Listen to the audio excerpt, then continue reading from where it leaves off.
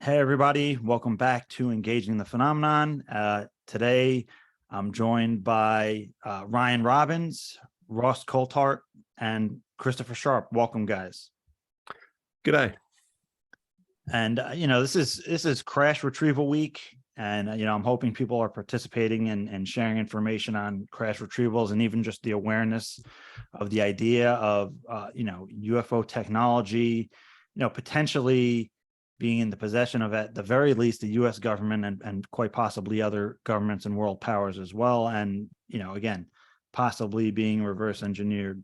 But I did want to let all the listeners and people watching this know, again, we have J. Christopher King and I have an incredible event coming up on December 3rd, Saturday in New York City. It's also available on live stream. Christopher Mellon is going to be there, Leslie Kane, Ralph Blumenthal, who are all involved with the New York Times story and the videos being released back in 2017. So it's kind of like the 5-year anniversary of that, as being December. Jeffrey Kripal is going to be there, Sharon Hewitt Rawlett, and Whitley Strieber. So information is going to be posted about that. But speaking about crash retrievals, there's kind of a lot that goes into that. And, everybody's waiting for the report like we were just talking about, and there's a lot of different perspectives being thrown around. There's been language put forth that is very compelling. But, again, in the public view, there doesn't seem to be much surfaced in regards to that. So, Ross, let's start with you. What are some of your thoughts on either, the impending report that hasn't shown yet, or the potential of the idea of crash retrievals being brought into the public conversation? Oh, well, where to start? I mean, firstly, I think all of us are disappointed with the fact that the Congress doesn't seem to be very concerned at all that a statutory requirement that a report be tabled by 31st of October and an unclassified version be released has not been heeded by the Pentagon, ODNI, intelligence community. I think it's alarming, but in my country, it would be a contempt of Parliament that has been demonstrated by an arm of the executive, and there would be people in the Parliament who would recognise that when a statutory agency hasn't done its job properly, it should be held to account, hauled before a committee and asked to explain itself. In my line of work, we have a saying, which is always assume a screw up before a conspiracy. So I'm hoping that it's simply a product of the time of year. The midterms have been a distraction. We're coming up to Thanksgiving.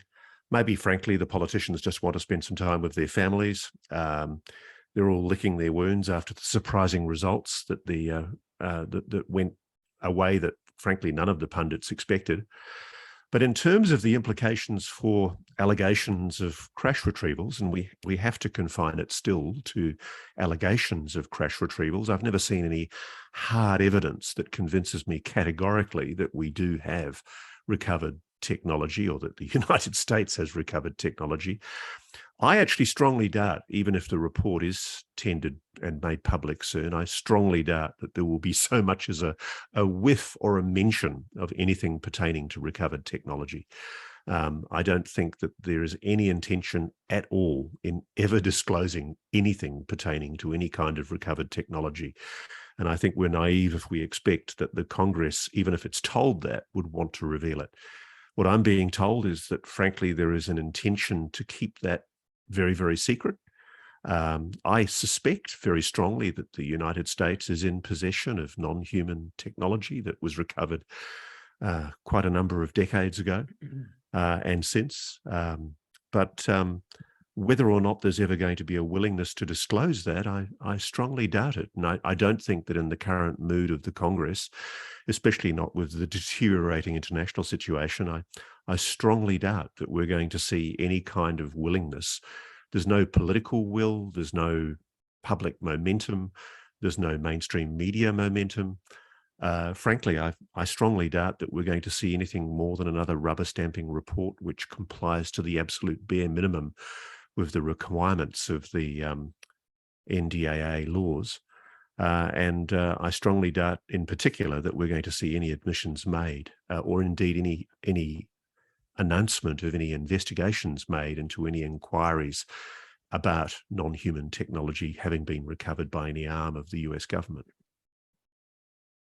Say the demands in the language are, say, the amnesty or whistleblower protection, in your opinion, if that actually went through and everything was on board, where would you see the conversation going, both internally and then publicly?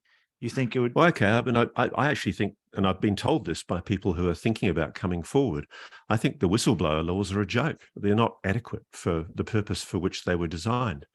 They're placing a burden on the whistleblower to take a civil action to enforce the obligations on government agencies that are stipulated by the NDAA laws.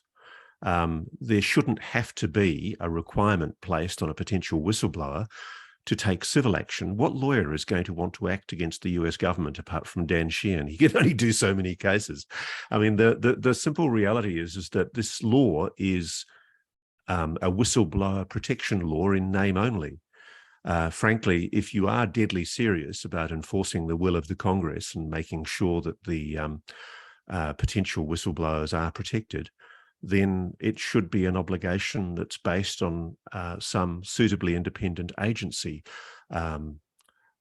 maybe one of the oversight bodies in America, maybe the Inspector General Defense, or I've forgotten the name of the agency, but there's a regulatory agency that does very good reports in your government that takes quite an activist role in holding people to account on statutory and constitutional obligations of disclosure.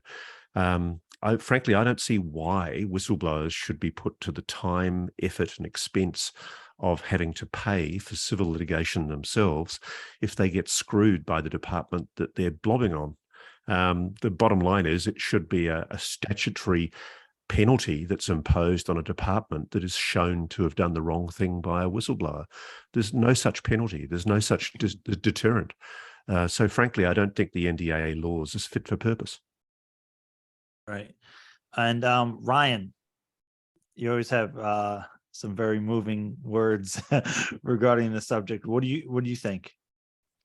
Oh, well, I think that if technologies have been recovered, that needs to come to light. I mean, just from a practical standpoint, if the Congress wants to know the nature of UAP and they have the holy grail of proof of where it does not come from, but that is actual artifacts that clearly don't stem from adversaries, then it's like a scam if the Congress are not being facilitated with that information. It's a contempt of the Constitution. By law, when they ask for this information, they're supposed to be given it. So, maybe it won't become public that technology has been recovered, but the Congress at the very minimum needs to get that data, because as of now, the theme going forward more or less is, well, we don't really know where these are coming from. They could be adversaries, but of course that conversation comes to a complete halt the moment that it becomes demonstrated to the Congress that they've recovered these things. Then they know it's not China or Russia because they've been examining this technology for decades. Ross seems a lot more conversant on the legislation for whistleblowers, and I think he makes some good points. There's just got to be some sort of method that needs to be enacted one way or the other. Maybe Chris Mellon could help with that. Maybe some lawyers could help with that. That makes it easy for whistleblowers to come forward, because I don't think a viable path forward is to maintain the recovery of actual alien technology indefinitely. And I think it's terrible for the country. In fact, former Senate Majority Leader Harry Reid said something to that effect. He said this is really terrible for the country. And he was really a good spokesperson for UFO transparency, because he really got to the heart of how it negatively impacts society. It hampers science. It basically facilitates all 8 billion of us being in the dark ages, because if it's true that technology has been recovered, then you can't make that exclusively a national security issue. That's not a viable path forward, because eventually the truth is going to come out. And I've said this so many times that if the truth is ultimately going to come out, then you don't delay it to the last possible moment when blowback will reach its zenith. You be proactive in trying to soften that up a little bit, do it a strategic informing of the public so that the blowback could be mitigated. Because otherwise you're a threat to democracy, you're a threat to the order of the governed and the government, and it's just not the patriotic thing to do, in my opinion. I think that people in the inside are so obsessed with information getting out that could help adversaries, but you know what? There's got to be equal attention made toward how it could disrupt the relationship between the government and the governed, and all the world institutions and academia and science. It's just incredibly unnatural to try to insulate something of this earth-shattering from the rest of the world in the name of national security. I just don't buy it. I think it's a very short-sighted, myopic approach forward, and I think it ultimately will end in more problems than we should ever have to deal with as a civilization. So that's my take, more or less. Yeah, right. And I think you touched on something very important, is kind of like the idea of, do the national security implications of hiding it outweigh the possible benefits? Because it seems like it's inevitably going to happen. So, why hold it back so much to, like you said, to the zenith of, the end of people's upset and distrust, when it's only going to get worse over time. But Christopher, you do excellent work with the Liberation Times. You've had a lot of great stories covering some of these themes. What's some of your thinking on either the report and the potential for recovered technology and the like? Yes, so firstly on the report, so I'm expecting that to potentially be released this month, so before December. So I mean that's something I'm definitely hoping for, but I'm someone who hates making predictions as well, but that's my hope. And in terms of the delay, I think there may be a little bit of conflict between ODNI and the Office of the Undersecretary of Defense for Intelligence and Security as well, who's running the show at Arrow. So I think there may be a little bit of conflict between those two, because if Arrow produces, well, if Arrow has provided data and information which is going to make the report a bit of a lame duck, I don't think ODNI want to take any form of responsibility for that, because at the end of the day, it will be an ODNI product. There's a lot of liaison that happens with these reports. You would notice with the 2021 report that there was coordination between lots of different offices and department and agencies within the US government. So it's a bit of a team effort. And also there's legislative affairs as well. So despite people saying, well, Congress has lost interest, there is still that liaison between ODNI and Congress with legislative affairs. And from what I'm told as well, that look, although Rubio and other politicians have been quite quiet as of late, they're still very, very much involved in this effort. I mean, look, it's Rubio's committee that came out with the Intelligence Authorization Act language, with the whistleblower language, and that information did not come from a vacuum. That language did not come from a vacuum. That language came from somewhere, let's say. So I think they've got the bit between their teeth now, and they really want to go after this in terms of Congress. And in terms of that language, obviously now the Intelligence Authorization Act is being coupled with the National Defense Authorization Act. and we're hoping that passes in early December. It's still the current session of Congress where Democrats still have a majority. So I think it's very much in the interests of both Republicans and Democrats on those key committees to get this done.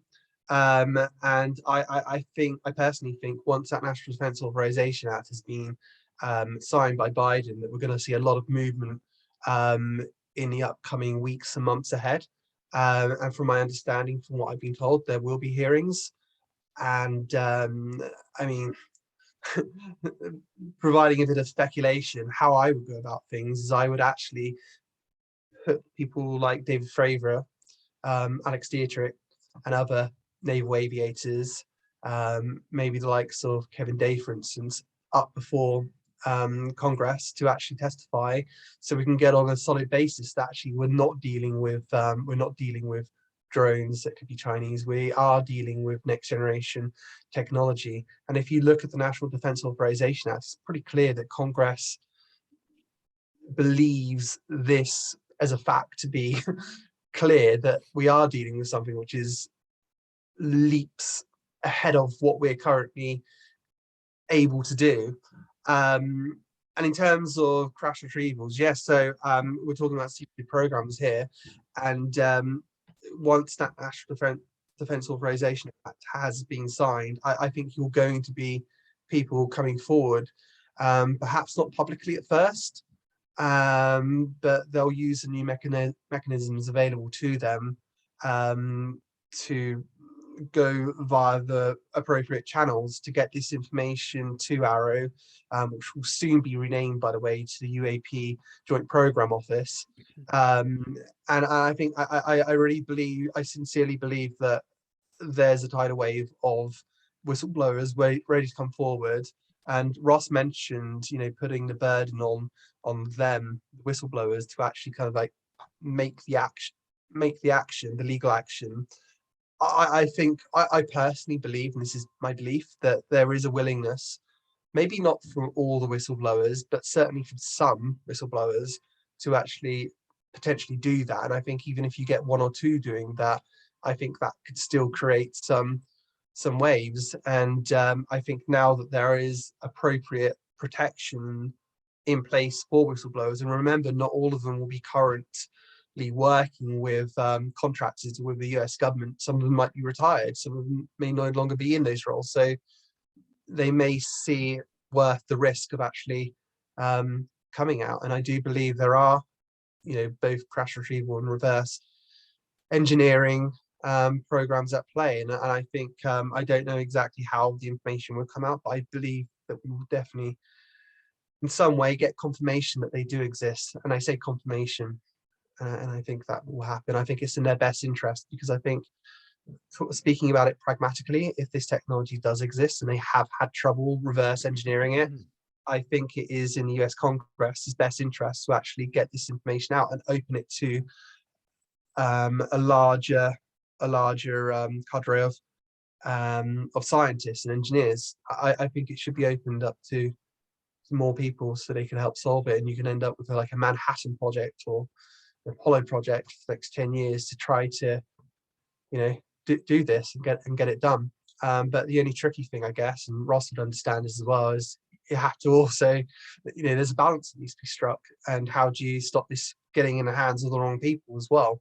So there is a balance, but personally, I tend to be on the more optimistic side. Yeah, and Ross, you know, you definitely seem to be careful in tempering your expectations.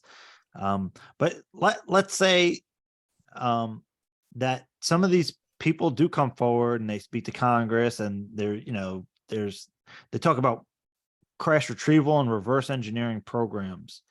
What do you see the worst case scenario, really, like in a realistic world, of that being locked out from the public, but still somehow progress is being made from the inside? Like, I mean, how do you see that playing out? Okay, well, obviously what we're all hoping for is public disclosure. We're all hoping that eventually there's going to be a congressional committee that says we are now releasing an unclassified version of a report to Congress by this whistleblower, who's a scientist in this program, who's told us about this incredible technology that's been hidden in private aerospace for 70 plus years. And it's terrible because there's been contempt of Congress and not revealing it. And isn't that outrageous?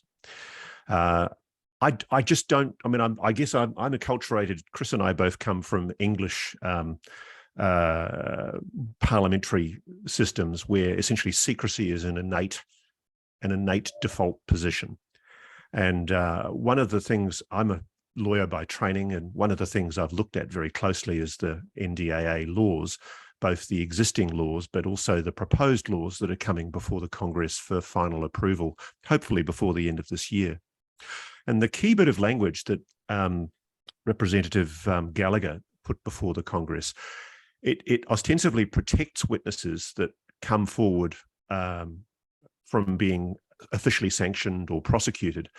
And it supposedly has measures in it to protect them from workplace reprisals. And the key sentence is, an employee of a federal agency and an employee of a contractor for the federal government who has authority to take, to direct others to take, to recommend or to approve any personnel action shall not, with respect to such authority, take or fail to take or threaten to take or fail to take a personnel action, including the revocation or suspension of security clearances with respect to any individual as a reprisal for reporting as described. And if a person of authority takes retaliatory actions against a witness, not only can the witness seek remedies such as injunctive relief, compensatory and punitive damages in a civil suit, they can also seek relief from the individual accused of conducting the reprisal. Now that sounds all well and good, but the practical reality, I've spent a large part of my career dealing with how whistleblowers get screwed. One of the universal truisms in journalism is that whistleblowers get shafted. They get screwed. No matter what protections we put in place to protect whistleblowers, they always get shafted. I would never come forward if I was somebody in a government agency with evidence of dark criminal behavior. I would find a different way of getting the evidence out there, which is why, frankly, organizations like WikiLeaks are so important, so that things can be covertly leaked, despite what the American government says. The simple fact is that there is a sordid and depressing history of reprisal against individuals. And the problem with this legislation is that it actually places the onus on the witness, the person who's been retaliated against, to take civil action. Realistically, how many people who've lost their jobs because they've had their security clearance taken off them because they've been sacked from a highly protected government job, can't find a job anywhere? How many of those people are going to be in a position to get $10,000 or $20,000 together to be able to file an action for injunctive relief, compensation, or punitive damages? The simple fact is, it's a pipe dream. All of them. What I personally think, let me finish though, Sure. what I really do think should have happened is that you should have had an organization, for example, like the Government Accounting Office or the Inspector General of Defense, placed under a statutory burden to regulate and monitor that those witnesses are protected. And maybe it's best coming from an agency outside of the Defense Department, which is why I think the Government Accounting Office is probably a good body for doing that. You know, it's a naive thing, frankly, to expect that after 70 years, the Defense Department, the intelligence community are suddenly going to come forward and admit and allow people to admit that they've committed crimes against the Congress, crimes against the American people. That's what these are. And no excuse, frankly, suffices. The simple fact is that if, as we understand and as we suspect, material that is in the possession of the US government ought properly to have been disclosed to the US Congress and has not been, that is, by any definition, a contempt of the Congress. It's a crime. It's something that, frankly, in any normal circumstance should be punished. So I think there's an enormous problem in placing all of the legislative caveats on enforcing the Defense Department and the intelligence community to do the right thing. I speak to people in the DoD and the intelligence community in the US, and there are a lot of good people who do want this story out. But they laugh at the idea that the NDAA laws are going to protect people from coming forward. Yes, there are people who are coming forward, and yes, there are people who've already given evidence before the Congress. But if the program, as I believe it does, exists, if there really is a secret program in place that's basically trying to back engineer technology, the people who are involved in that program, they need a far greater degree of protection. And, I really hope I'm wrong, but I don't think we're going to see, even if the Congress is told privately, I don't think we're going to see a congressional report that reveals that these people have come forward, or indeed that the Congress is now in possession of information which says that, yes, we are in possession of this technology. Because frankly, let's be honest about it, there are very good national security imperative arguments that can be made to justify the Congress being briefed in private skiffs, but that, like a lot of secrets in the US military, such as nuclear weapons and things like that, maybe there's an argument that this shouldn't be revealed. Maybe we should sit back and go, you know what? Maybe it's good that Congress is being briefed on this, and maybe the fact that Congress has been briefed will be leaked. But where is the argument? Maybe in our naivety for disclosure, we've overlooked the fact that there probably is a good national security argument to justify why some of this information is being kept from the public eye. Ryan, did you have something to say on that? Yeah, well, as I was obnoxiously interrupting Ross Coulthart, sorry, Brian. Ryan, I just wanted to finish my point. Oh, you absolutely should have. You should never yield to my obnoxiousness. But felt like Parliament there for a moment in both our countries. No, I was just thinking to myself, I would see people like Jeff Bezos and Elon Musk and our world's greatest innovators seeing the insulation of this knowledge as the most egregious affront to the innovation and scientific discoveries that could be made. Now, let's put this in perspective. What Ross was getting at, to some degree, as far as I perceive, is that how are these whistleblowers necessarily going to come up with the money to get a good lawyer and go up against the U.S. government in a litigative scenario, right?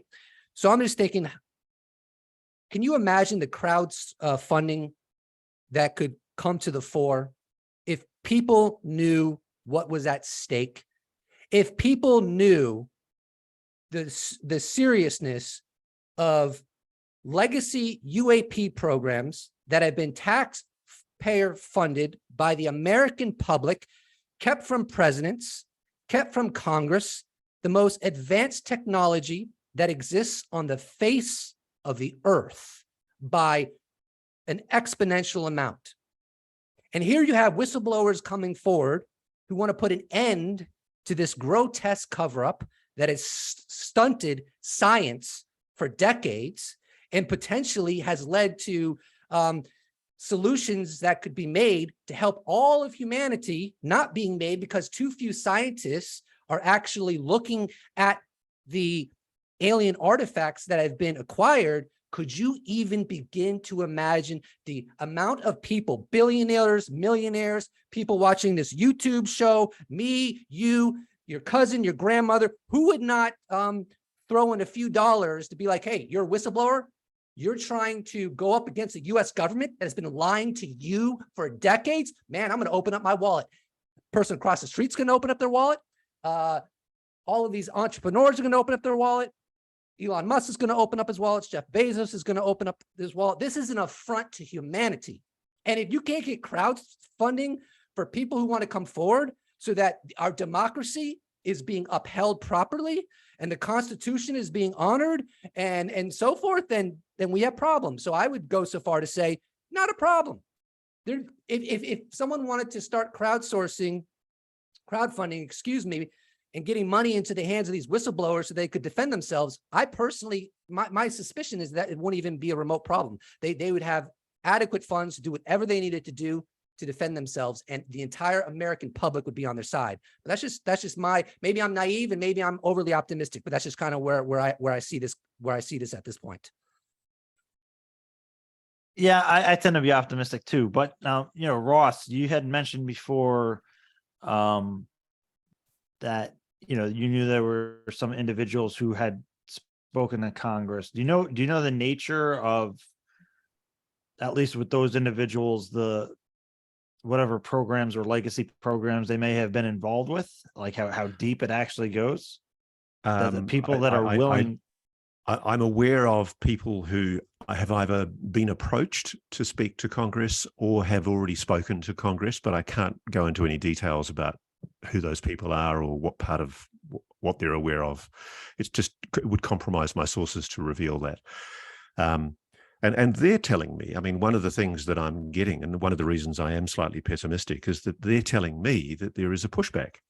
I spoke to people who told me that inside certain areas of the Defense Department, people are being asked to re-sign NDAs,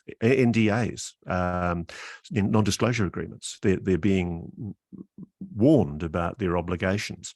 Now, of course, under the NDAA laws, the National Defense Authorization Act laws that are either proposed or already in place, there are supposedly protections for people who do the right thing by coming forward to Congress and technically are in breach of their NDA by doing that. They're allowed under the legislation to come forward to Congress. But there's a great nervousness because there is a pushback occurring. Clearly, there are people in the defense community that don't take their obligations to Congress very seriously. And all I'm doing, I guess, is sharing my personal view, which is I think that's having a deleterious effect on people's willingness to come forward. What they're looking at is, I mean, somebody said to me the other day, they said, oh, there's no momentum in mainstream media, Ross. Where's the New York Times on this? Where's the Washington Post? Where's the LA Times? Why is CNN not going through with its proposed 6-part UFO documentary? Why is there a lessening of interest in the subject of the phenomena? What's going on? Am I going to find myself out there like a shag on a rock, is what one person said to me. There's a real nervousness. And frankly, I would be nervous too if I was somebody that's been working in a scientific program that's protected by extraordinary caveats and special access program constraints. A lot of people, one of the things I admire about America intensely is you have these constitutional protections and freedoms that we don't have under English law. There's really no right of freedom of expression or, a recognition of freedom of association under English law. And so you have constitutional protections that are very important. And one of the things I've admired for a long time is the way that ethics and civics were, I think previously, it doesn't happen anymore, but in your schools, people were taught about the constitutional protections that you have in place and how to enforce them and how to hold your governments to account.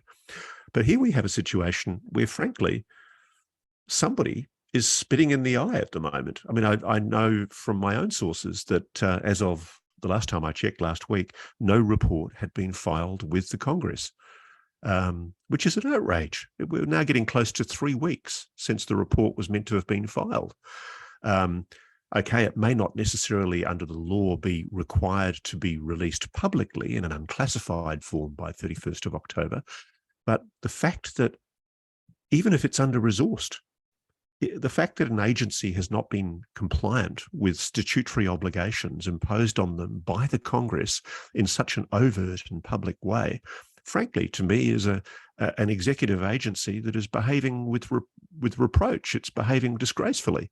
And I don't understand why Representative Gallagher, who's done a lot to champion this, Gillibrand, Senator Gillibrand, Marco Rubio, why aren't these people taking an activist and prominent public role in speaking out on this issue?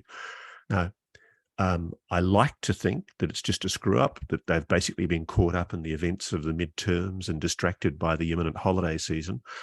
But it's disturbing to me that I'm hearing from people inside that they're worried that they're not going to be given the protections that they need, and that the NDAA laws are sitting there in the Congress waiting for them to be passed.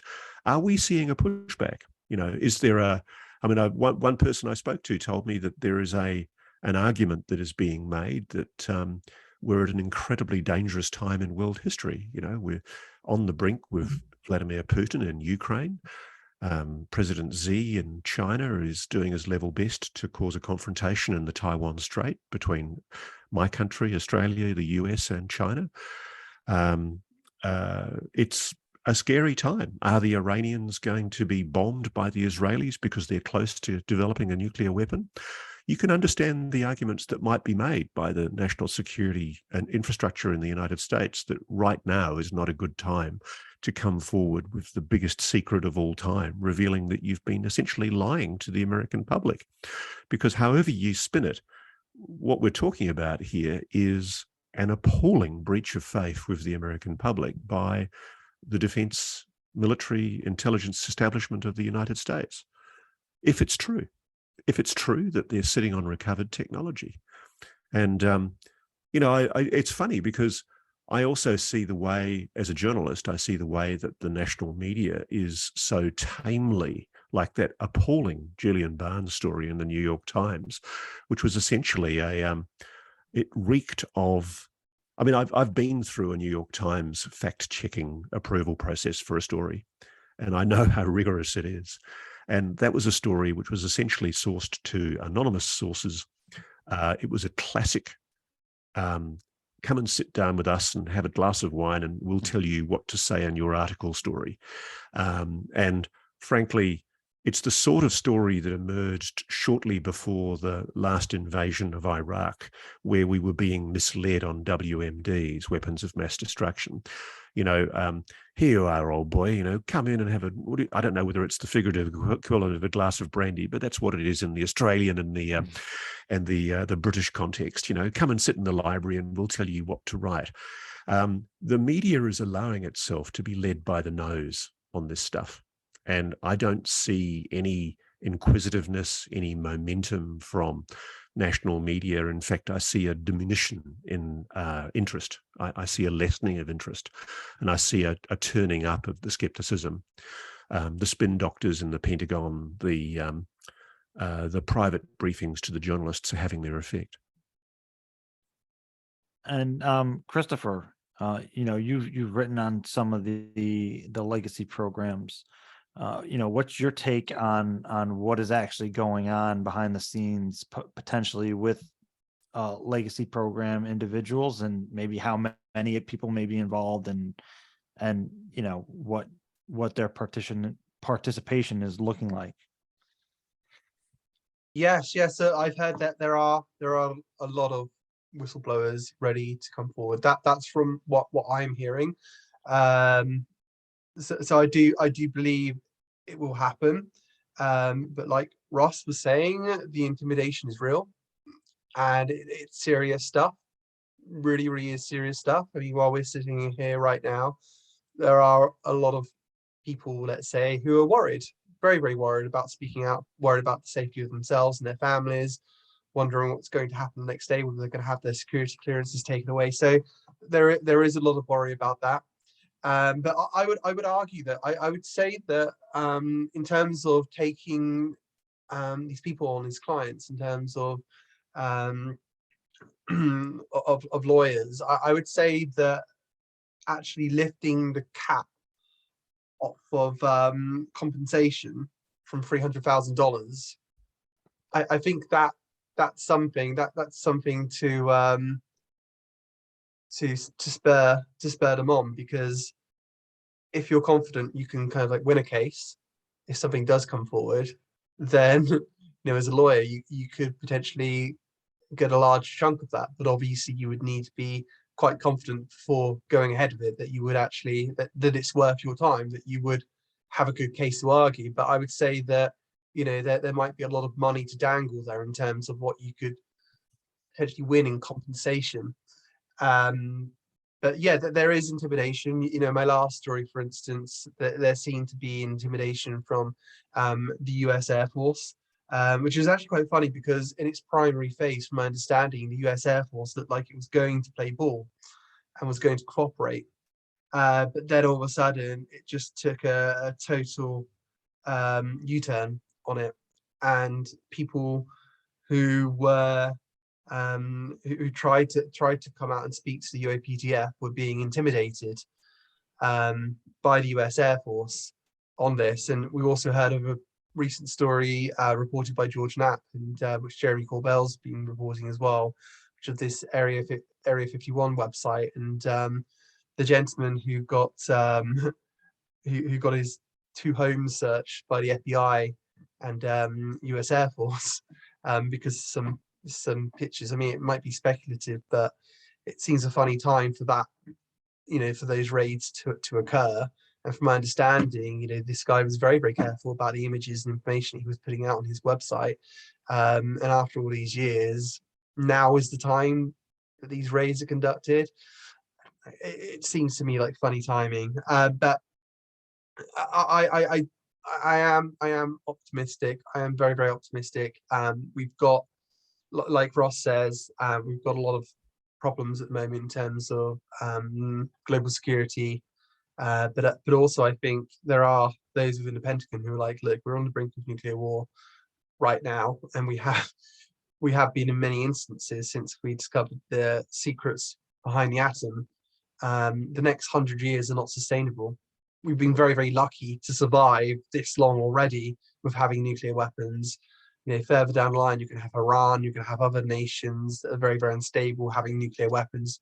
Look, at the moment, you could have Russia collapsing. Russia could literally collapse, well, not literally, it could collapse in terms of its government with this war. You could have regions splinter away.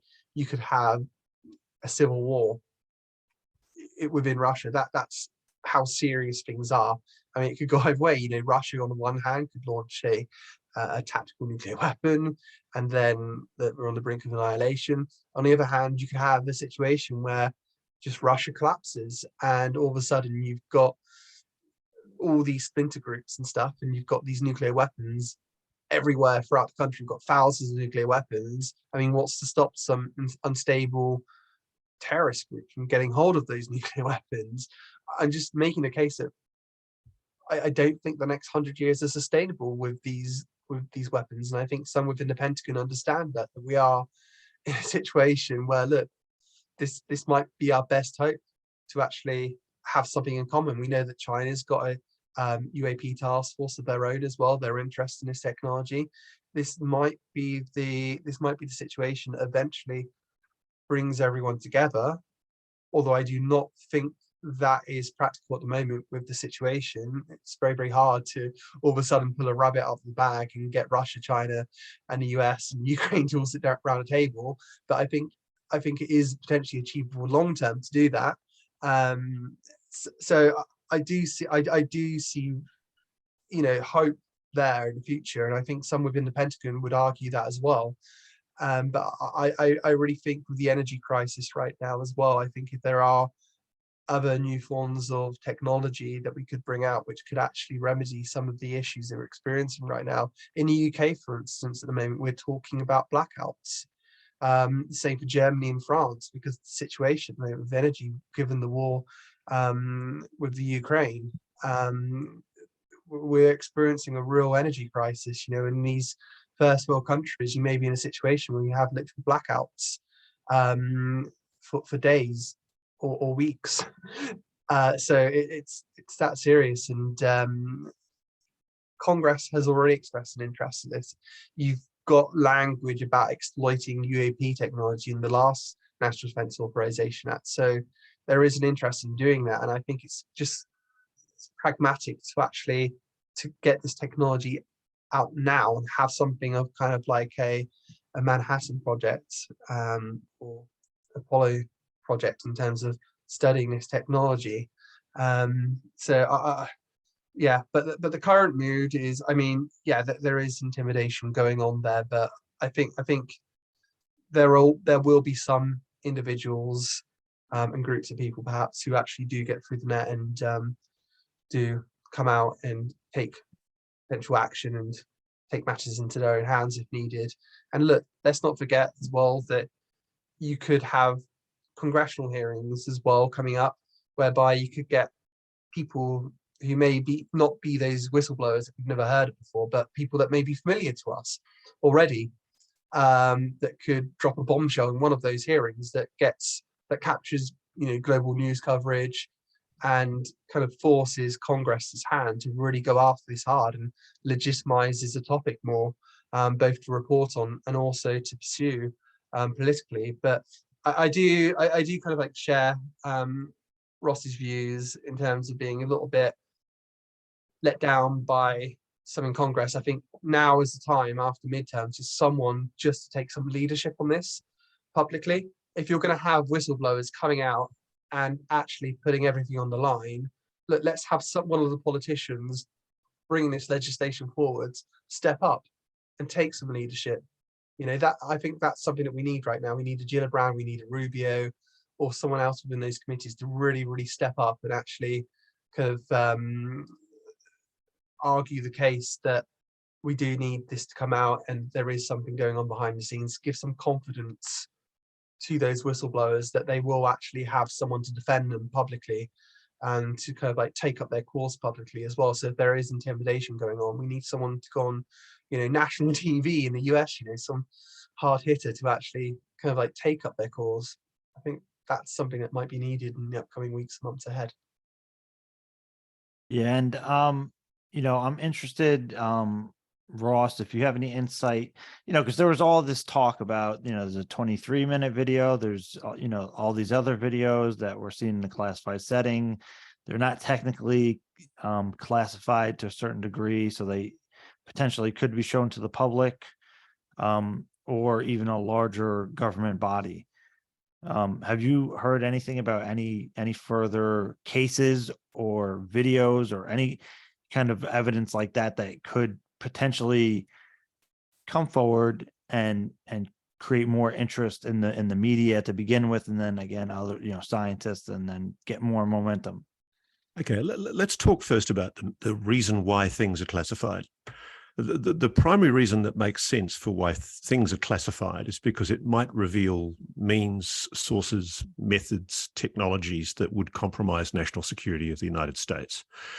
I've spoken to people who have, with their personal mobile phone, recorded objects from an aircraft in flight, and they've provided those to their commanding officers.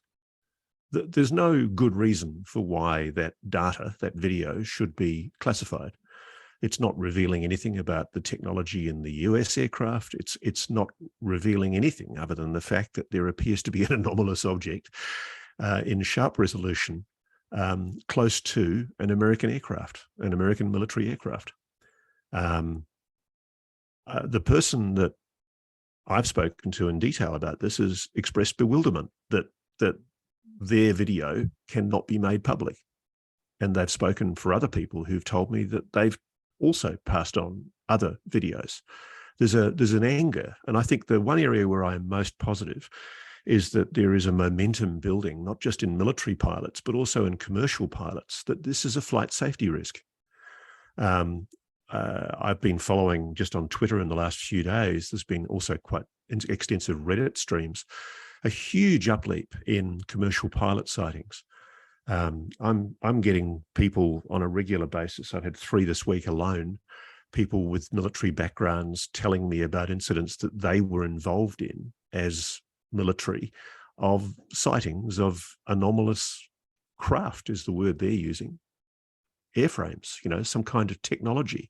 They don't think of them as just orbs or lights or, you know, distant, vague, opaque objects. They're talking about craft. They're talking about intelligently controlled objects. Now, frankly, the only reason why these objects are being kept classified, the only reason why the fact of these videos is being kept classified is because I'm told it's game over once those videos are made public. And as Lou Elizondo has said publicly on multiple occasions, there are videos held by the military, notably ODNI, the UAP task force, or whatever it calls itself these days, RO, which are extraordinary. I've spoken to people in Australia who have access to defence databases that are shared with the United States under the Five Eyes, and they are looking at videos stored on those databases, notably, for example, JWICs, which are not in highly classified top secret areas, but which are obviously classified because they're on that system.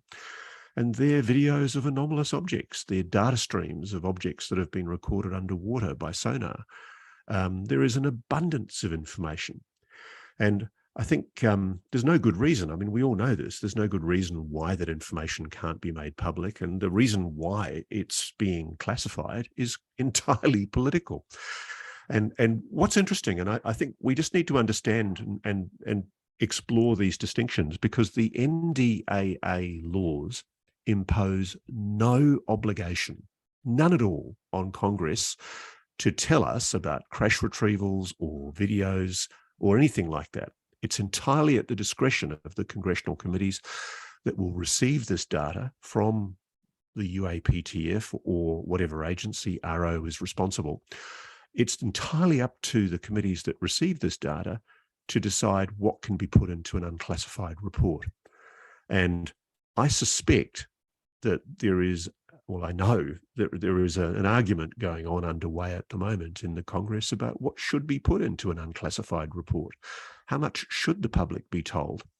If the Pentagon and the intelligence community has now followed through with its statutory obligations, its constitutional obligations to Congress, and properly informed them about special access programs or highly secret programs that are previously illegally withheld from the knowledge of the Congress, if those have been briefed to the House Intelligence Committee, the Senate Armed Services Committee, if senior members of the various oversight groups are now informed, what right does the public have?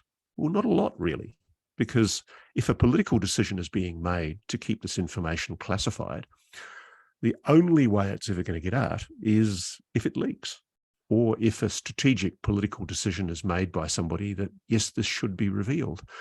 But let's just hypothetically assume for a moment, let's hypothetically assume that there is technology that is capable of exploiting energy from the vacuum, so-called free energy. Let's say that, there are technologies that allow enormous amounts of energy to be exploited and used for propulsion systems, anti-gravitic propulsion systems that have also been accidentally or perhaps deliberately disclosed to the US Defense Department and other countries.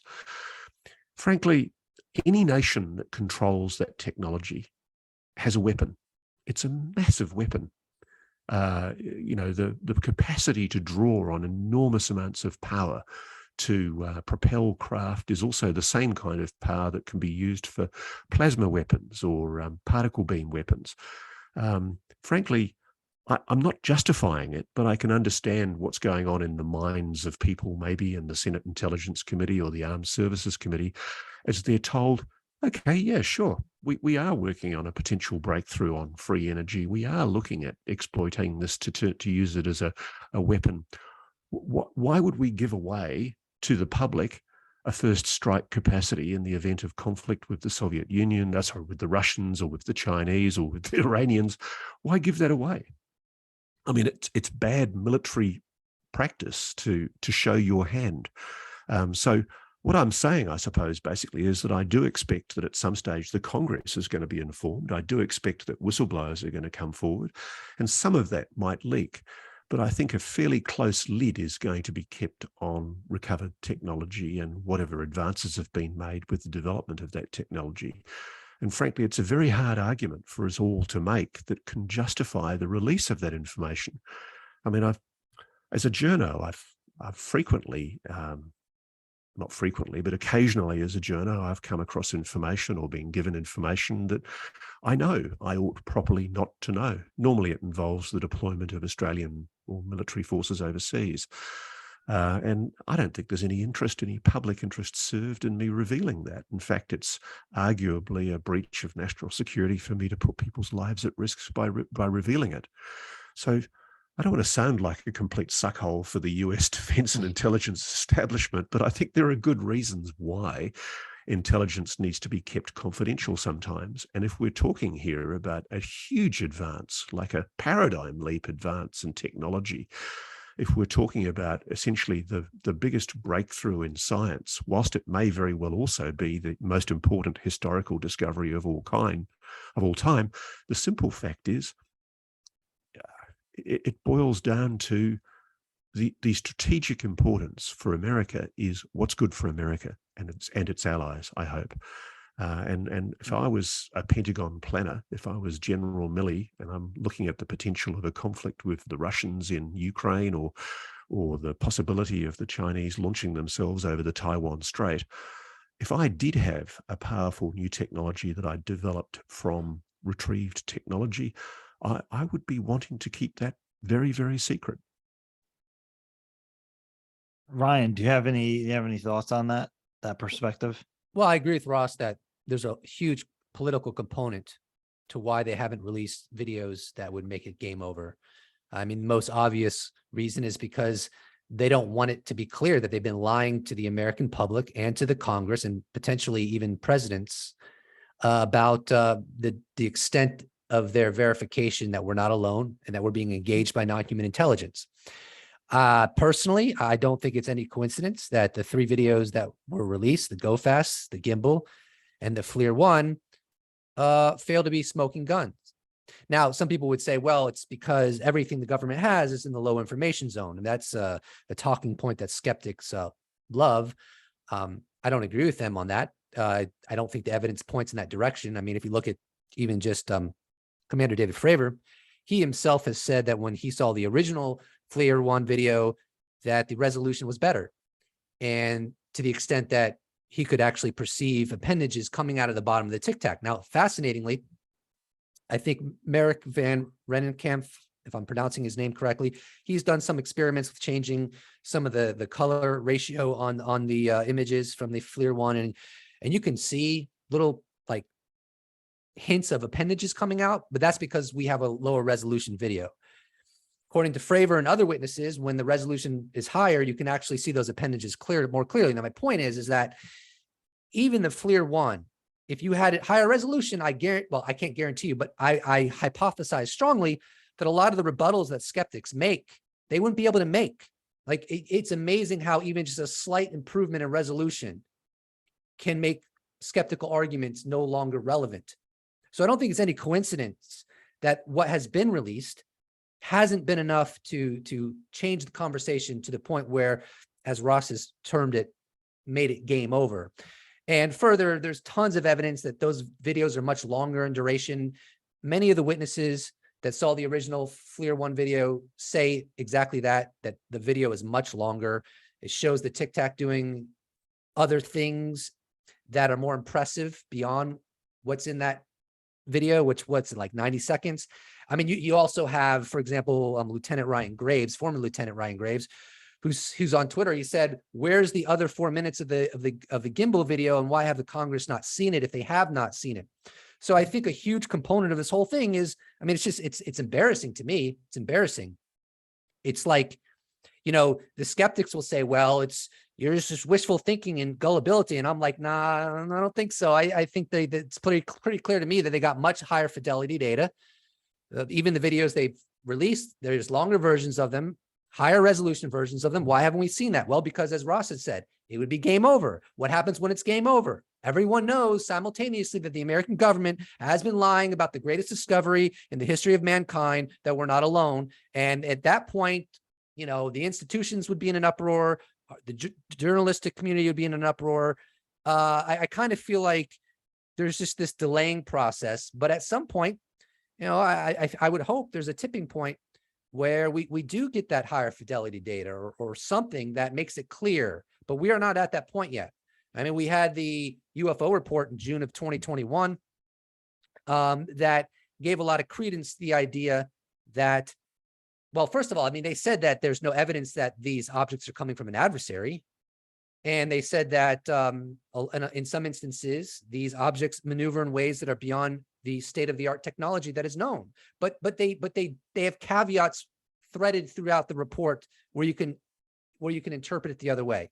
Hopefully, I hope in the upcoming UFO report, that it builds upon the original report, because at the end of the day, someone has the data. Someone has a clear picture of what's going on, period. The idea that all the data they've acquired is muddled and just confuses all the analysts. I mean, I'm sorry, that is just ridiculous. You look at the USS Nimitz strike carrier group, you got the Princeton, you got the E-2 Hawkeye. You probably have classified systems that we don't even know about.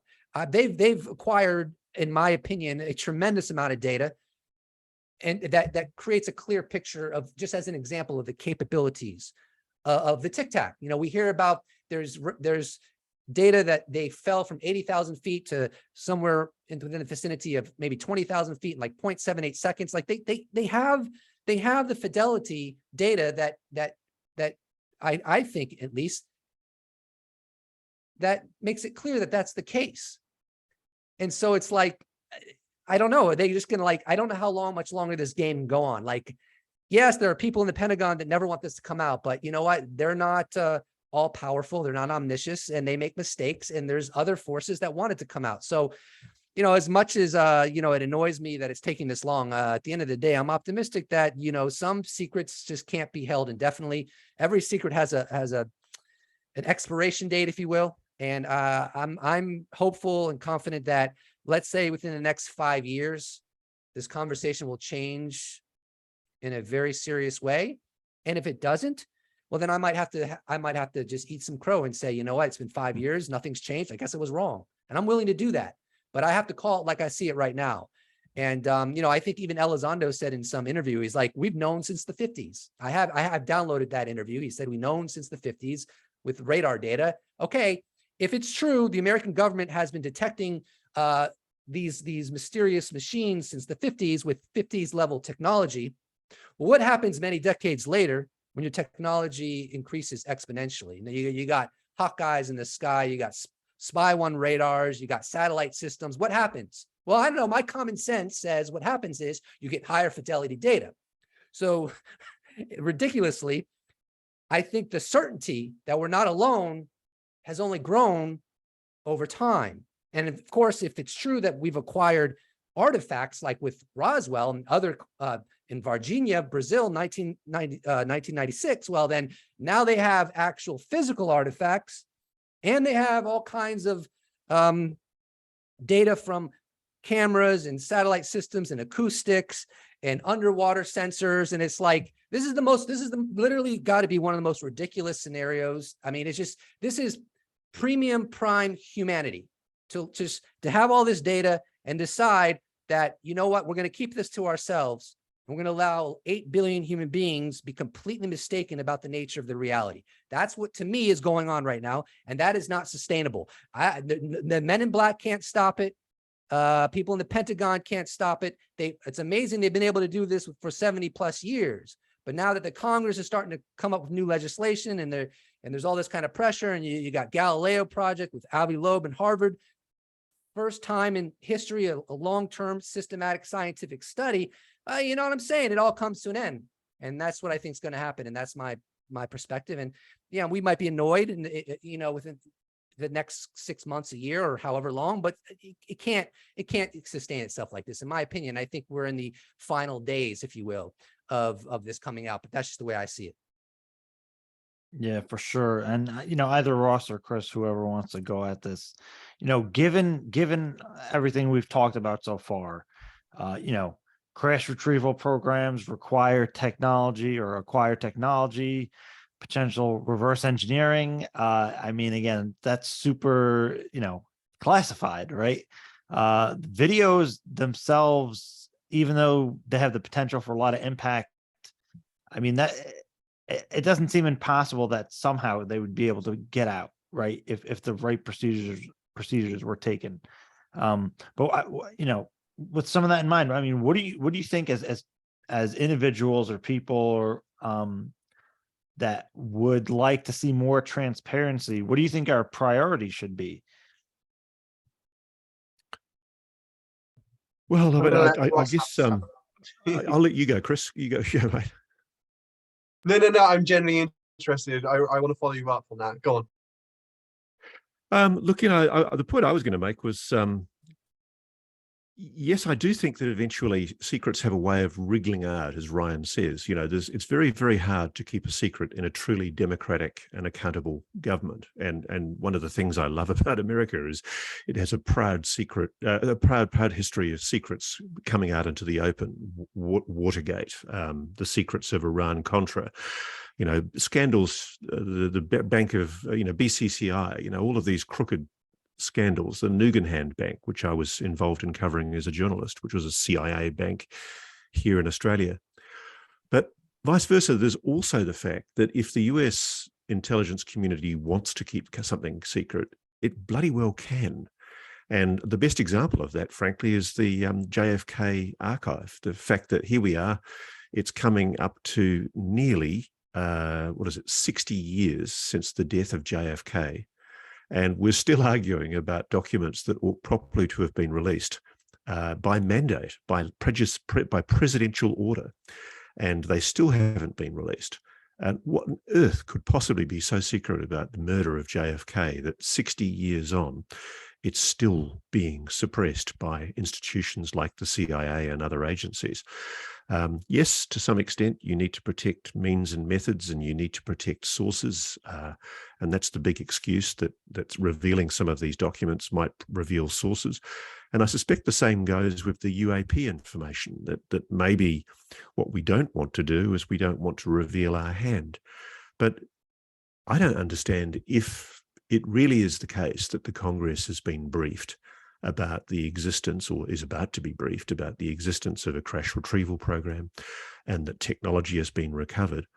Why couldn't a congressional committee just simply say, yes, we are now in possession of information that convinces us that there has been retrievals of non-human technology. There have been back engineering efforts going on, and in a misguided attempt to protect that from being publicly disclosed, certain elements of the military and intelligence services have basically committed breaches of the law by failing to give proper transparency and oversight to both the Government Accounting Office, the Inspector General of Defence, and respective presidents and oversight committees. We've decided, though, that in the interests of full and open disclosure, we'll give a full amnesty to those people. But in the interests also of US national security, we're not going to reveal any more about how the steps are going for the development of that technology. Yes, there are some exciting technologies that we're working on, but so are our rivals, and we're aware of that. I don't see why a good and respectable president, briefed properly about this information, couldn't come forward with that kind of disclosure. And I think that's what people are talking about. I don't think we're ever going to see a wholesale admission from the Congress of crash retrievals and the details of those crash retrievals and details of any communications, if any, with a non-human intelligence, because frankly, you're giving away your hand. But I do think that there's very strong public interest arguments in, if not for the simple fact of protecting, that sacred faith that Americans have in their democratic government. It's at the moment, we have to remind ourselves that for most people in America, the very idea of a non-human intelligence, the very idea of retrieved non-human technology is just utterly absurd. I have friends who look at me ironically with a big smile on their face when I tell them that I genuinely believe that the United States, I suspect, is holding technology that is not human. I think that the only way that a responsible government can deal with this is to basically make a clean breast of it and admit in a limited way some degree of knowledge. But, the bottom line is, I think that the United States is capable of keeping dirty secrets a la JFK. And I think they'll continue trying to do that unless there's significant public momentum and impetus. And this is what I think is failing, is I think we have to acknowledge a failure. That since we're coming up now to nearly 5 years anniversary of the December 15th, 2017 New York Times story that started this period of full and frank disclosure on the UAP issue. And really, frankly, what has happened in the last 5 years, to a large extent, there's been at least legislative movement in the Congress. There's been reform in the form of statutory measures being taken with the NDAA. But the big failure has been mainstream media in the United States. There's just no interest. And I find it quite breathtaking, really. And this is the area to actually address the question you were asking me, James. This is the area where I think people need to focus. I think the media, the mainstream media, needs to be put on the back foot and asked, listen, the United States government has frankly admitted, indeed in the wording of its own legislation, that it suspects that there is a non-human intelligence behind potential recovered technology. It's asking that question. Why would it be asking that question if it didn't think there was some validity to it? Frankly, we could crack this if a paper like the New York Times devoted the kind of resources to covering the UAP issue as it has done to covering the January 6 issue. Millions of dollars has been expended on legitimately covering an insurrection against the US government on the steps of the US Congress and inside the US Congress. But frankly, if it's true, and I suspect it is, that the United States has recovered non-human technology, if it's true that it's sitting on secrets of an awareness of a non-human intelligence, that's the biggest story ever. And why is the mainstream media allowing itself to be snowed on this issue? You know, there's a few rare exceptions like Christopher and maybe occasionally myself, but really to a large extent, the media is missing the boat on this issue. So my big feeling about where we need to focus is, I think people who are interested and passionate about this issue, they don't understand the power that they have with their congressional representatives. They need to get on the blower. They need to write letters. They need to ring the journalists that they admire, and they need to rattle the cage with them and say, listen, I want this story covered. I'm really concerned at the moment about why the quite laudable project that my friend and colleague Leslie Kane's been working on with CNN, why has that been put on a back shelf by CNN? Is that going to see the light of day? Are we going to see a series on CNN, or are they going to put it on the back shelf? What's the rationale behind the thinking that's driven that?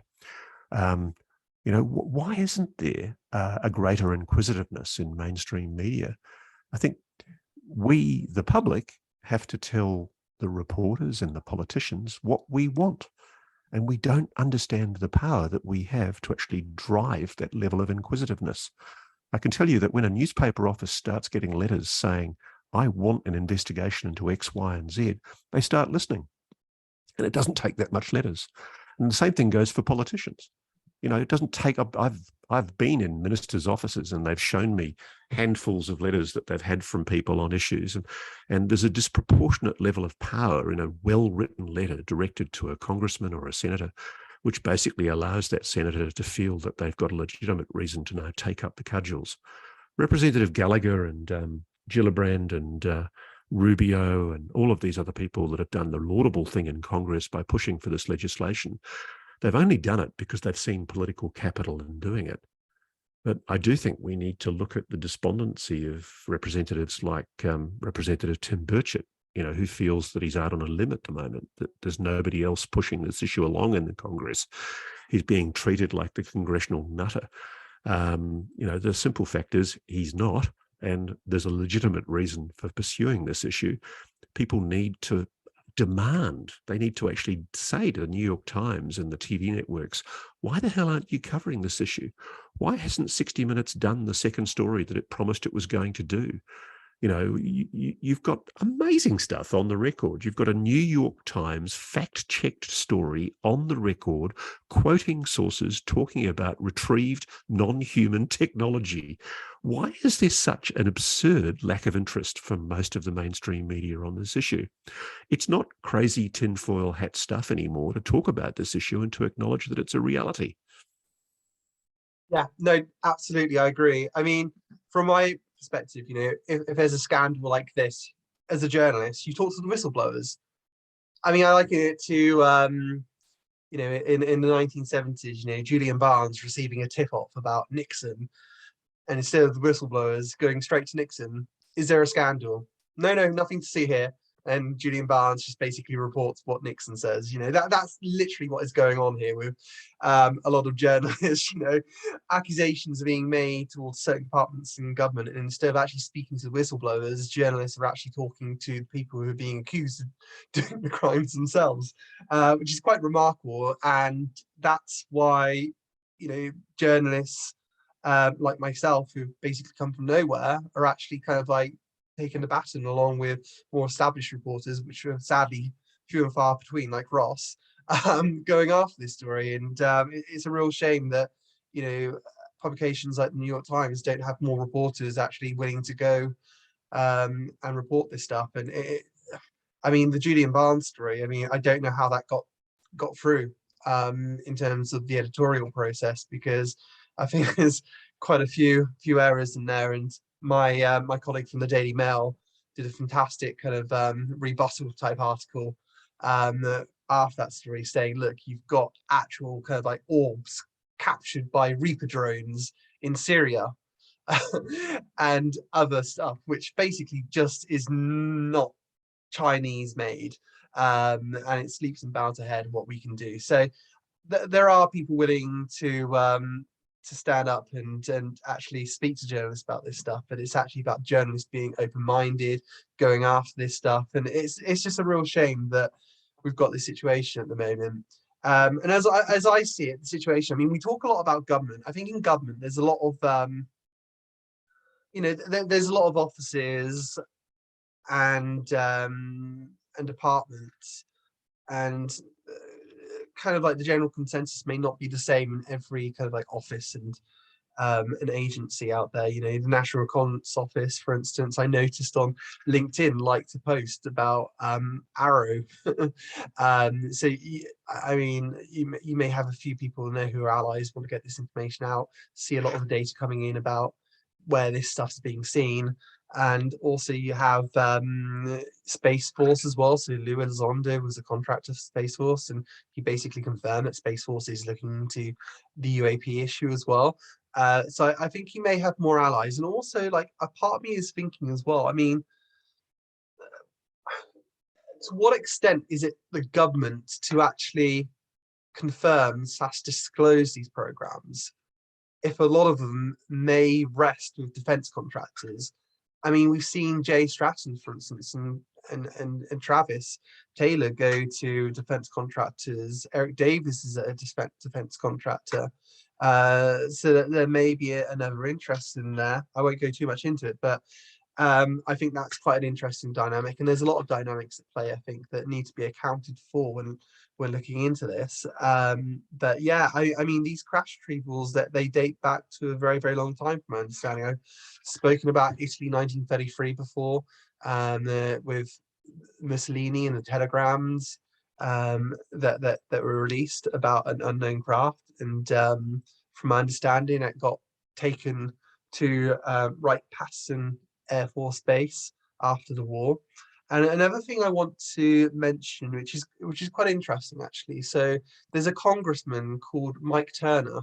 So he's currently the ranking member for the Republicans, the minority kind of like lead there, and vice chair of the Intelligence Committee in the House. And he actually represents Dayton, Ohio, which is where Wright-Patterson Air Force Base is. And you go onto his website, and I think probably about 60% of the posts there are all about Wright-Patterson Air Force Base, and he's been pictured with McCasland as well before. So I'd be quite interesting to see what he thinks of the UAP issue, if he does take the reins, which I suspect he will, now that Republicans seem to have won a House, of the Intelligence Committee there. I know a reporter there, a local reporter in Dayton, Ohio, who has reached out to him, and he won't talk about the issue so far. But I mean, we can have a potential ally in there. I mean, yeah, despite my pessimism about a lack of politicians speaking out, look, we mustn't forget that it was the Senate Intelligence Committee that actually did come out with the whistleblower language. It seems to be pushing the ball forwards. And from sources I spoke to, the likes of Rubio are still very, very invested in this topic and really do want to keep going with it. The only thing I wish in terms of the current situation with Arrow, which will soon be renamed into the UAP Joint Programme Office, is that it be removed from the Office of the Undersecretary of Defence for Intelligence and Security. I would personally hope that it got moved to the executive level. I think that would be better. But mainly, I just want to get it out from the Gary Reid acolytes out there and his allies within OUS, DINS. That's my real hope, but I don't see that happening potentially yet. I would hope for a few more amendments to the NDAA to make that happen, but I think the primary concern at the moment is to make sure that goes through on time. But I just want to make one more point, actually, just in terms of revealing this technology. I mean, if you think about it, I mean, we already have a really, really dangerous technology out there already, which is nuclear. I mean, and as I said before, you've got various countries now and bad actors looking to actually get nuclear technology. And as we speak right now, I think all of us have nuclear weapons pointing at us from Russia and China, and we live with that every day. And I mean, the main benefit that we see of nuclear is in terms of having a deterrent and averting war. Now, wouldn't it be great if we didn't have to get into a war with China in the first place, that we did reveal our cards to some extent to show a new technology that would basically just, or not so subtly, say to China, don't mess with us.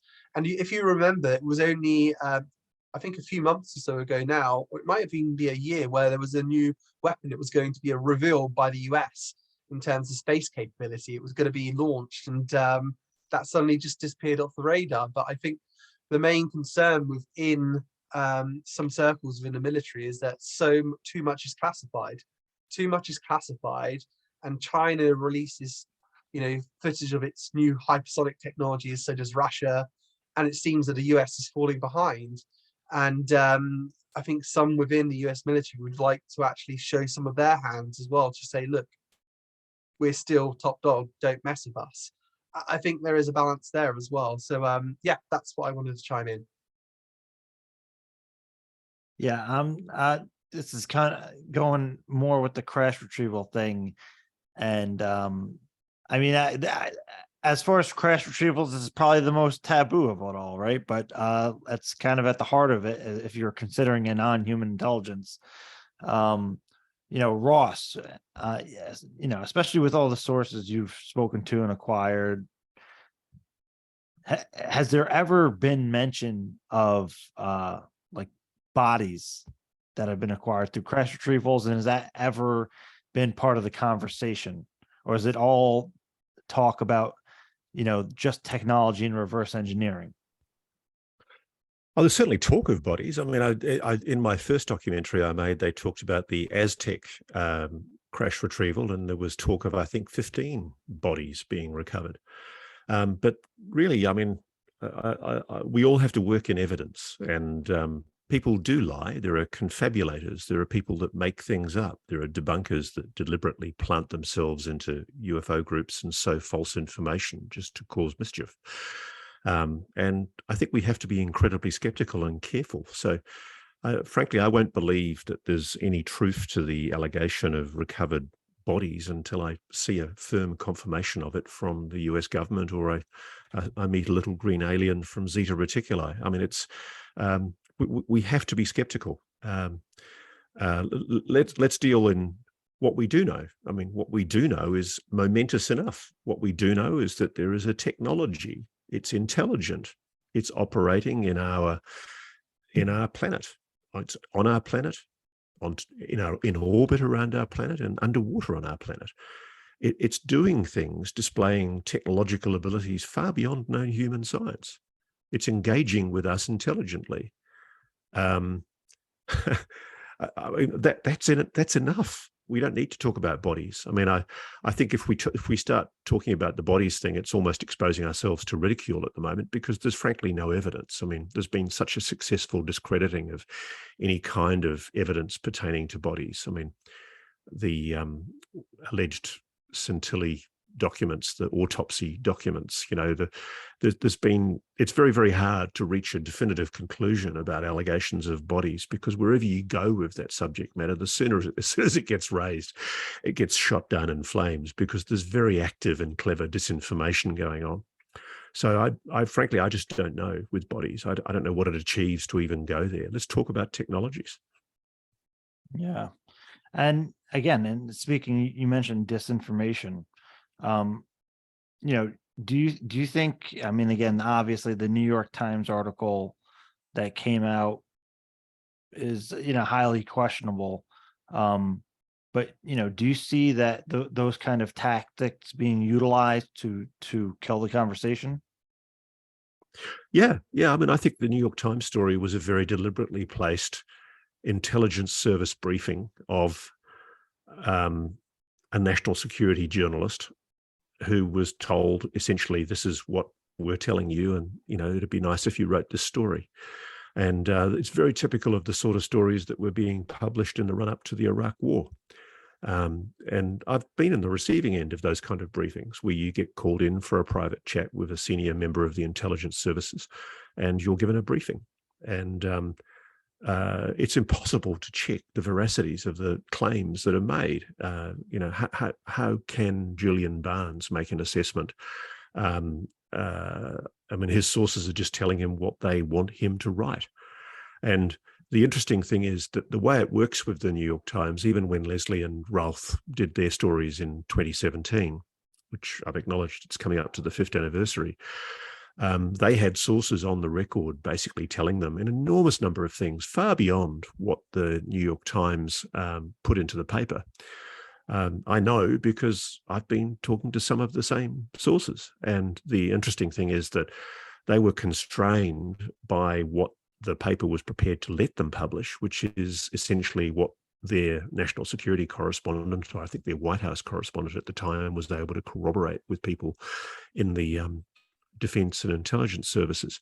And they were able to get corroboration. And similarly with the 60 Minutes story, the only reason the 60 Minutes story happened is because two members of TTSA organized for Bill Whitaker, the CBS 60 Minutes correspondent, to speak directly with a very senior general. And after a half-an-hour conversation, they were convinced that, yes, there was legitimacy to the 60 Minutes story. But the problem is that you're up against a relationship between journalists and the national security establishment that, for, you know, pretty much since the Second World War, has proscribed what is and isn't allowed to be published about any issues relating to defense and intelligence and security.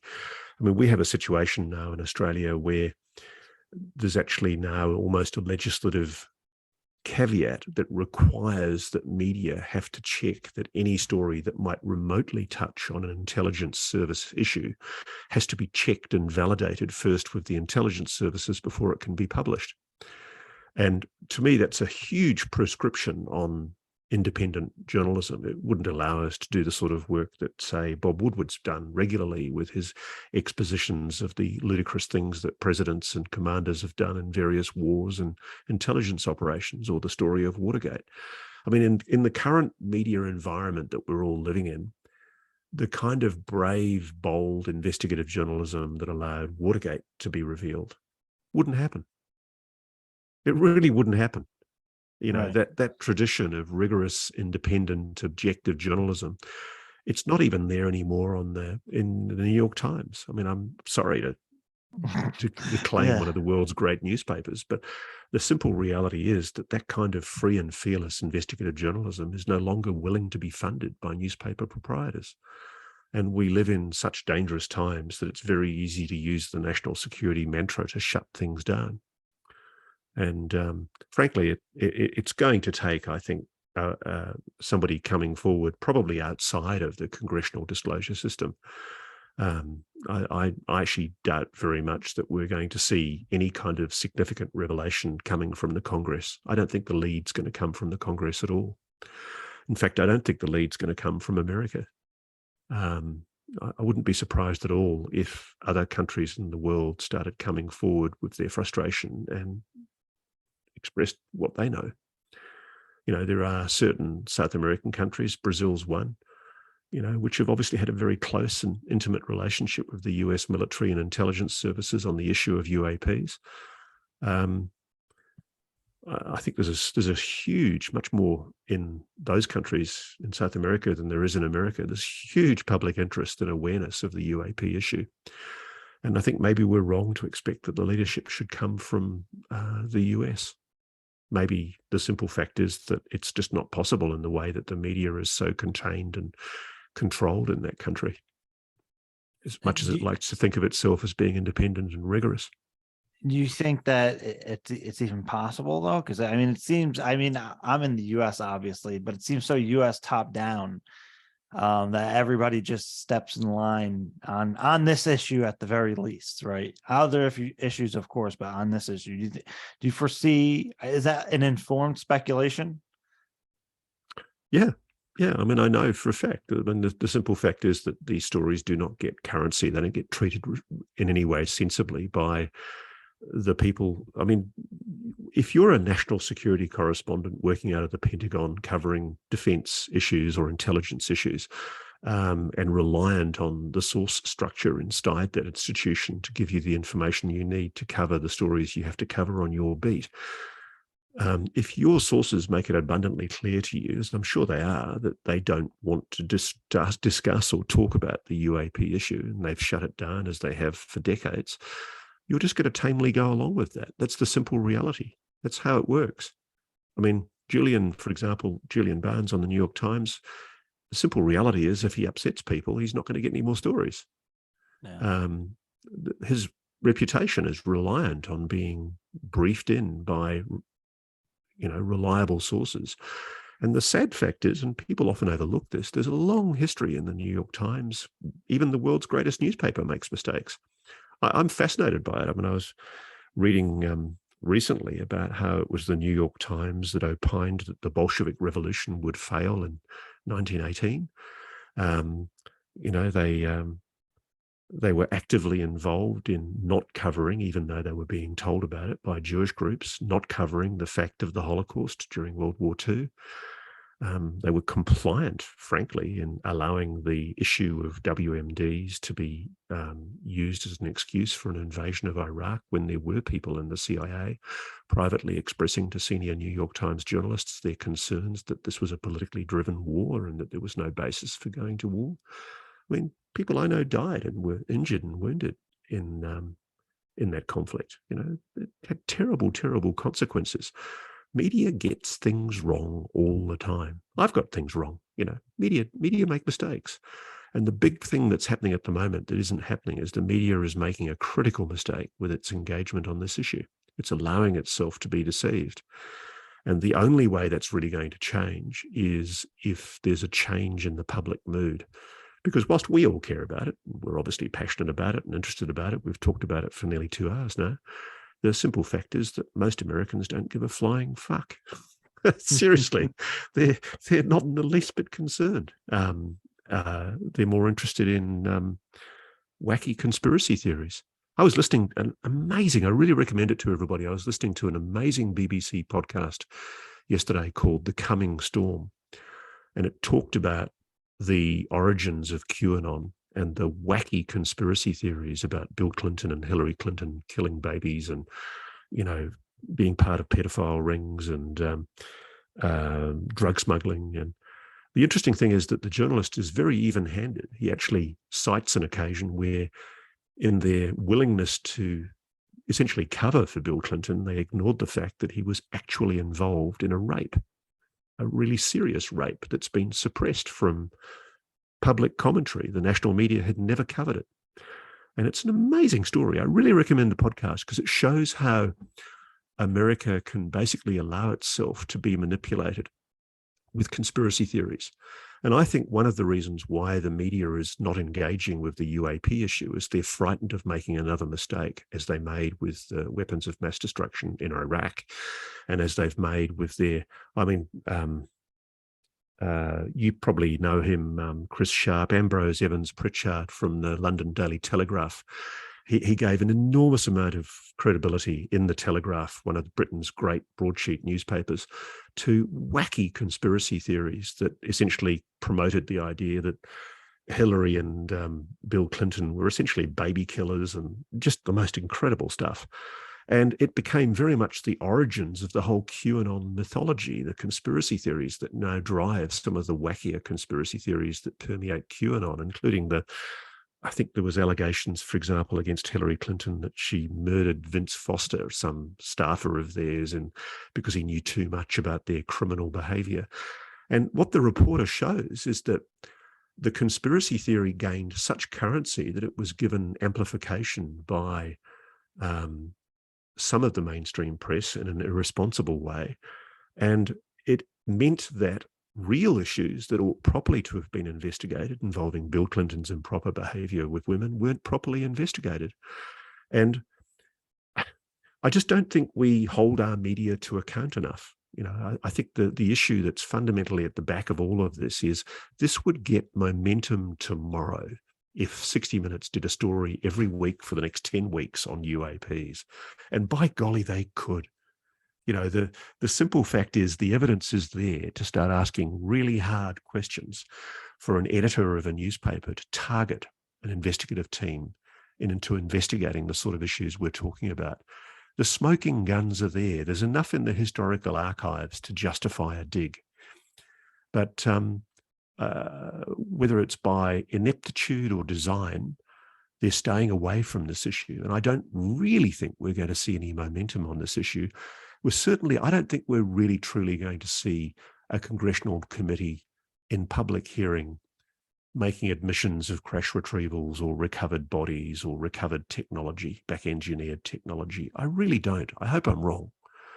But I think that the media has allowed itself to be so complicit in one, recycling wacky bullshit conspiracy theories, and two, it's so risk-averse now as a result of that misbehavior.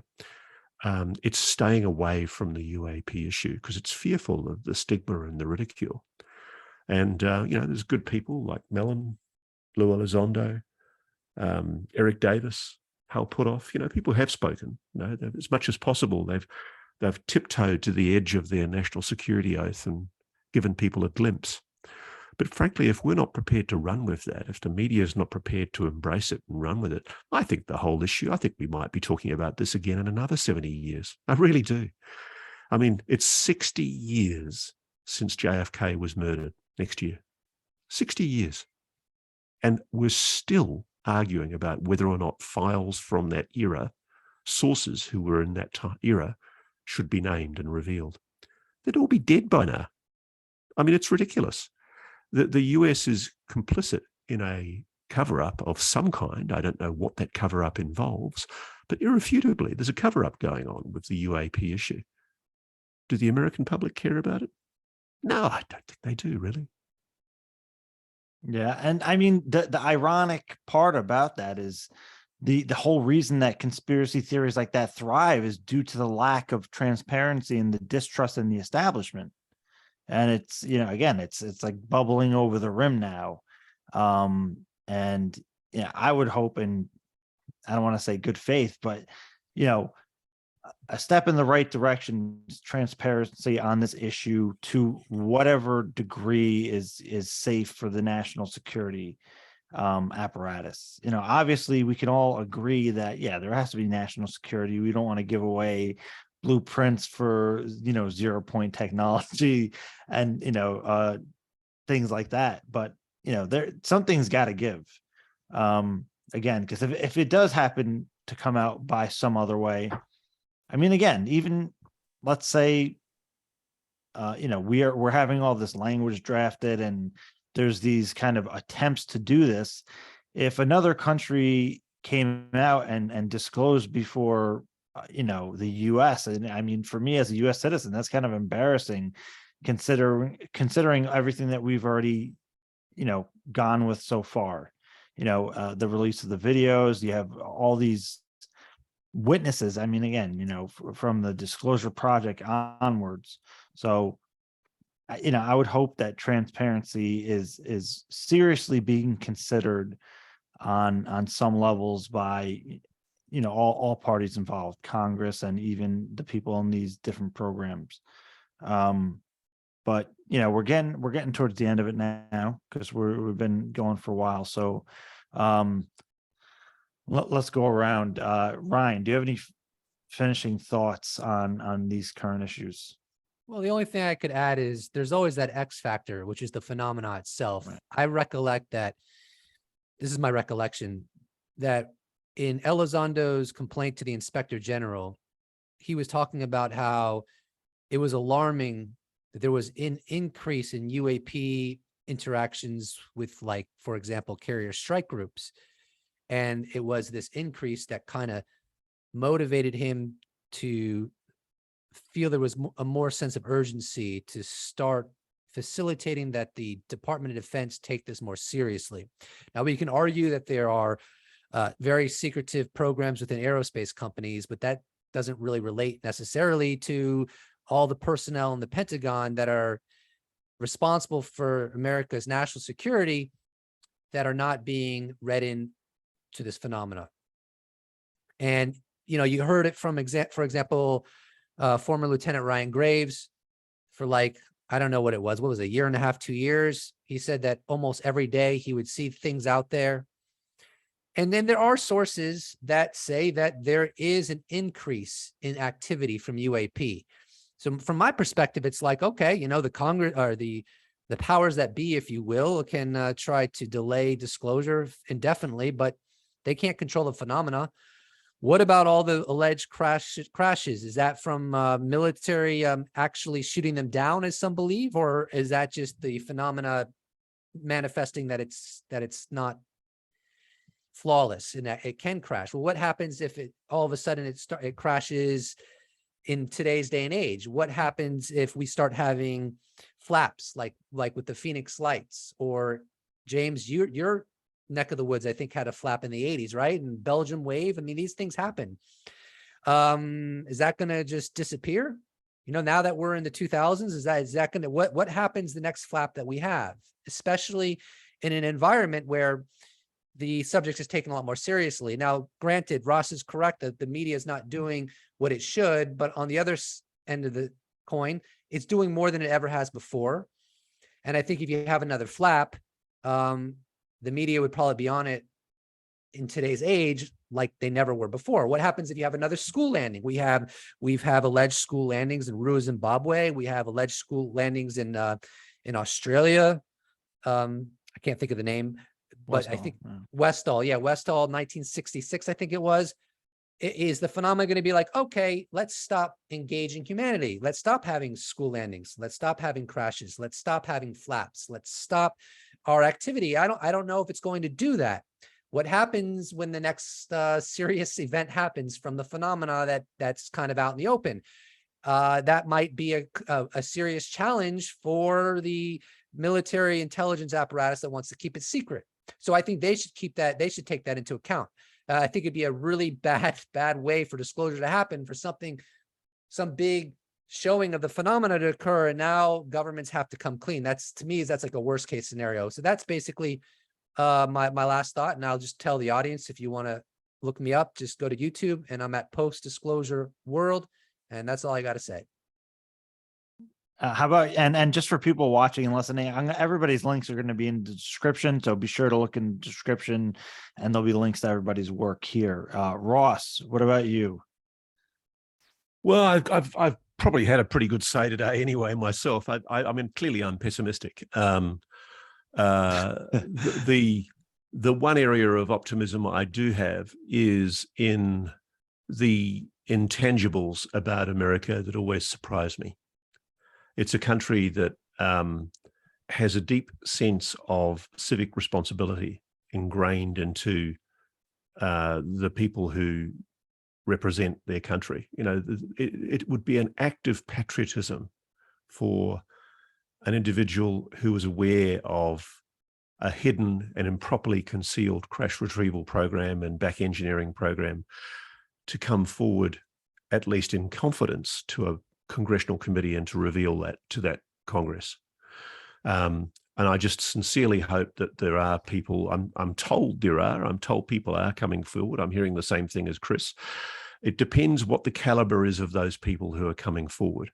Because at the same time, I'm aware that there is a huge backlash going on. There's a real kickback happening from sections, mainly of evangelical Christians, believe it or not, inside different agencies who find it anathema, just find it antipathetic for them to basically have to admit what they know. It's offensive to their religious beliefs, and it's offensive to their notions of essentially despoiling their core by revealing that they've been concealing this for so long. And, you know, I had a phone call the other day from an American journo who had read my book. I'd never met him before, but he knew I'm a member of a journos group in Washington, D.C. that collaborate on international investigations. And so I guess he decided to talk to me pretty seriously. And he said, "So you really believe this stuff?" And I said, "Well, it's not really a question of belief." I said, it's a source-driven knowledge. Belief is implying religious faith. This isn't an article of religious faith anymore. It's a simple fact of knowledge. If people do the work, the evidence is there in plain sight, which is why I called my book that name. The evidence is there in plain sight. It's there for everyone to see. And frankly, at the moment, the problem that we seem to have is people don't seem to be very interested in taking a look.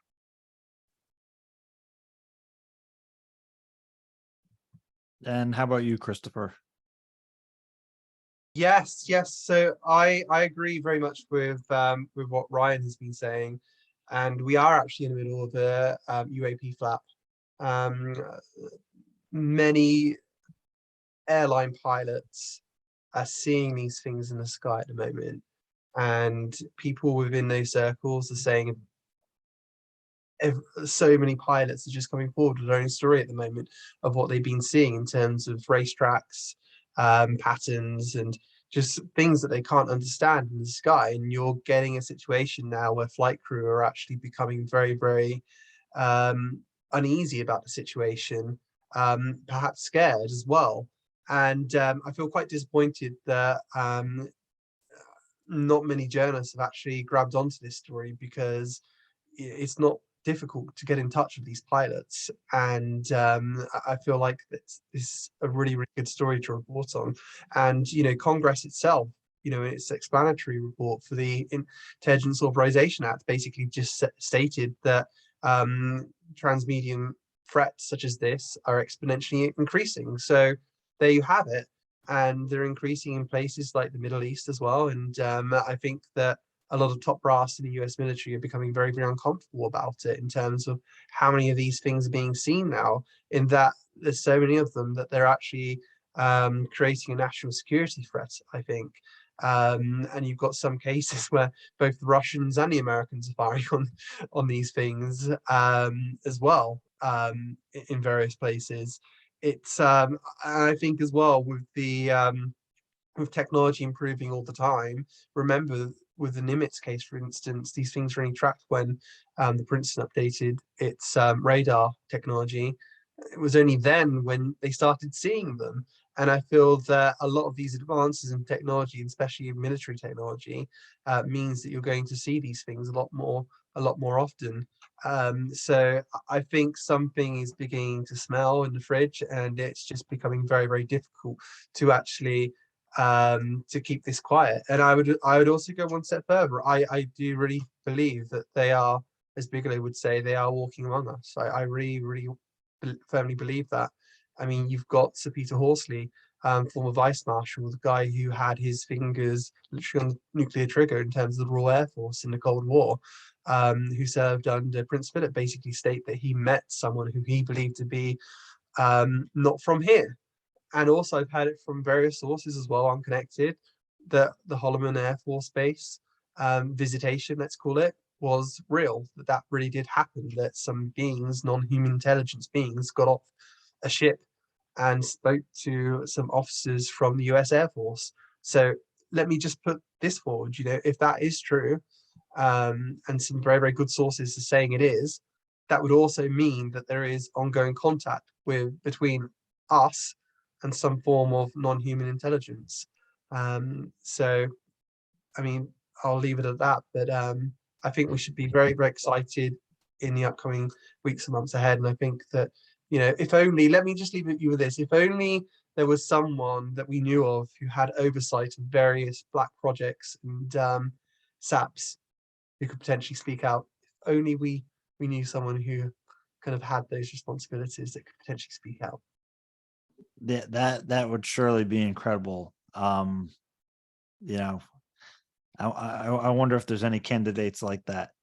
I'm actually pleasantly surprised you brought up that last part, Chris, because I was actually threading together or editing together a video because, you know, we heard the statement by Bigelow and James Fox and other people. So it's an interesting angle. And again, the idea of like something could that Lou Elizondo said about something that's somber. I don't know. I mean, we're facing a lot of pretty serious issues here, and again, we're all passionate about UAP transparency. But yeah, how far is that really going to go? But anyways, I really appreciate you guys joining me for this panel today. You know, thank you, Ryan. Thank you, Ross. Thank you, Chris. I think you guys had a lot of great insight to share, and I hope to speak to you all again soon.